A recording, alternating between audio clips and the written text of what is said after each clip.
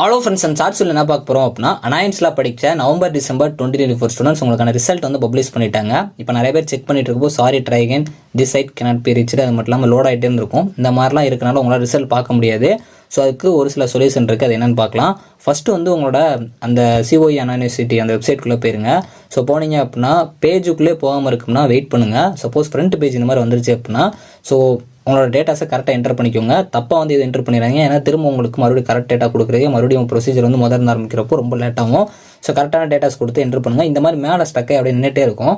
என்னச்சு அப்படின்னா ஒரு 1 மினிட் இல்லை 2 மினிட் வரைக்கும் வெயிட் பண்ணி பாருங்கள். அப்படியே ஸ்டக்காகி நிற்கி அப்படின்னா பேஜ் ரிஃப்ரெஷ் பண்ணுங்கள். மேலேருந்து கீழே ஸ்வைப் பண்ணிங்க அப்படின்னா உங்களுக்கு வந்து பேஜ் ரிஃப்ரெஷ் ஆகும். ஒரு தடவை பண்ணாதீங்க, இது ஒரு 5-6 தடவை இல்லை 10-15 தடவை பண்ணுங்கள். முடிஞ்சால் ஒரு 30 டைம்ஸ் கூட பண்ணுங்கள்.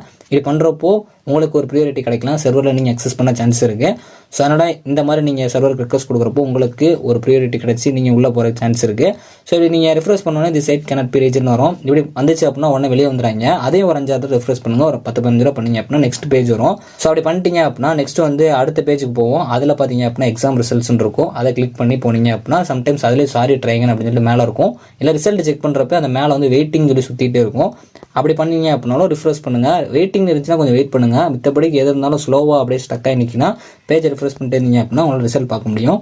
செகண்ட் என்ன அப்படின்னா அந்த ஃபுல் லிங்க் கீழே இருக்குது. தேங்க்ஸ் ஃபார் வாட்சிங்.